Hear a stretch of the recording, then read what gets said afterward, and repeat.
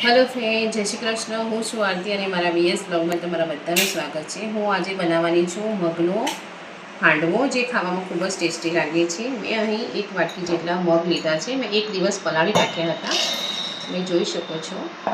पछी हूँ एमां 2 चमची जेटलो चणानो लोट नाखीश।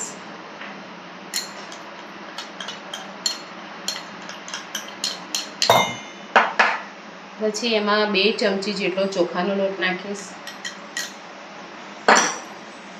मैं अहीं 1 चमची जेटલું मीठું લીધું છે એવું નાખી દઈશ। પછી मैं अहीं अर्धी चमची जेटली खांड लीधी છે। जो તમારે નાખવી હોય મીઠાશ માટે તો નાખી શકો છો, બાકી એમને એમ પણ તમે ખાઈ શકો છો। હવે આપણે એને થોડું ગ્રાઇન્ડ કરી લઈશું। મેં અહીં ગ્રાઇન્ડ કરી લીધું છે બધું। હવે એક મોટા બાઉલમાં કાઢી લઈશું।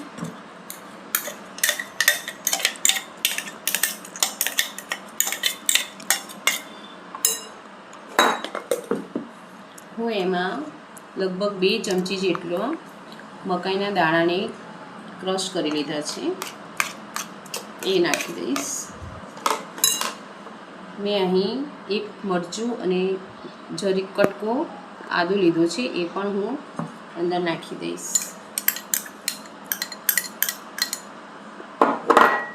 મેં અહીં અડધી વાટકી જેટલું ગાજરને કદ્દુકસ કરી લીધું છે, એ પણ હું નાખી દઈશ।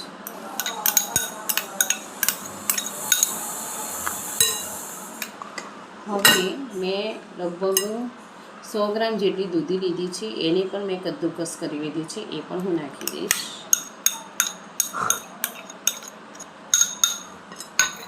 હવે આ બધાને હું મિક્સ કરી દઈશ। ખાવામાં એટલું ટેસ્ટી અને સરસ લાગે છે અને આપણા શરીર માટે પણ ખૂબ જ હેલ્ધી છે। મગ આપણા માટે, આપણા સાંધાના દુખાવા માટે, આપણને ખૂબ જ આપણું વજન ઓછું કરવું હોય તો પણ આપણે મગ એક વાટકી ખાઈ લઈએ છીએ તો આપણને આખો દિવસ ભૂખ લાગતી નથી। એમ આજે હું હેલ્ધી અને ખૂબ જ ટેસ્ટી એવો મગનો પુડલો હાંડવો બનાવવાની છું। તમે જોઈ શકો છો મેં બધું જ મિક્સ કરી લીધું છે। હવે હું એમાં અડધી ચમચી જેટલી હળદર નાખીશ। હવે હું અડધાથી ઓછી હળદર નાખું છું અને આપણો હાંડવો સોફ્ટ અને પોચો રહે એ માટે મેં અહીં ઈનો લઈ લીધો છે, એ હું અડધું પેકેટ નાખી દઈશ। હવે આ બધાને હું ધીમે ધીમે મિક્સ કરી લઈશ। અને જોઈ શકો છો, જો તમને મારા વિડીયો જોવા ગમતા હોય તો મારી ચેનલને સબસ્ક્રાઈબ કરો, મારા વિડીયોને તમારા સગા સંબંધી અને મિત્રો સાથે શેર કરો અને મારી ચેનલને લાઈક કરો। આપણું સરસ મજાનું હાંડવાનું બેટર રેડી છે। હવે આપણે એને મોટી કઢાઈમાં નાખીશું।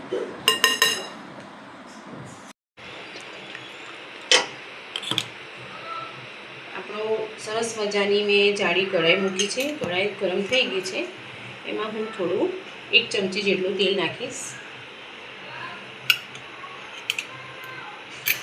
તેલ થોડું ગરમ થઈ જાય એટલે એમાં થોડી રાઈ નાખી દેવાની,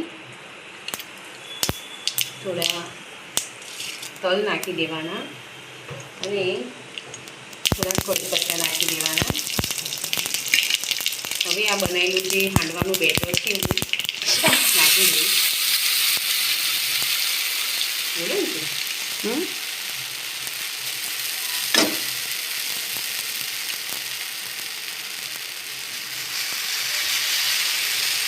હવે હાંડવાને થોડી વાર માટે થવા દઈશ। જ્યારે આપણે અંદર રાઈ નાખ્યા પછી તલ નાખીએ છીએ અને કડી પત્તાના થોડા કટકા પીસ કરેલા અંદર નાખીએ છીએ ત્યારે ચટકે છે, એટલે તમારે ધ્યાન રાખીને અંદર નાખવાનું। હવે હું થોડું આજુબાજુ તેલ નાખી દઈશ અને થવા માટે એને ઢાંકી દઈશ. મેં ગેસ ધીમો જ રાખ્યો હતો. મારે એક હાંડવો ચડવા માટે લગભગ 7 થી 8 મિનિટ થઈ છે. તમે જોઈ શકો છો હાંડવો સરસ મજાનો રેડી થઈ ગયો છે, જે ખાવામાં ખૂબ જ ટેસ્ટી લાગે છે. નાનાને મોટાને બધાને ભાવે છે. જ્યારે મેં આ બધું જ જ્યારે મિક્સરમાં એડ કર્યું ત્યારે મેં અડધી વાટકી જેટલું પાણી એડ કરીને પછી જ ગ્રાઇન્ડ કર્યું છે. તમે પણ એ રીતે જ કરજો. મારા વિડીયો તમને જોવા ગમતા હોય તો તમે મારા વિડીયોને લાઈક કરજો, તમારા સગા સંબંધી અને મિત્રો સાથે શેર કરજો અને મારી ચેનલને સબસ્ક્રાઈબ કરજો.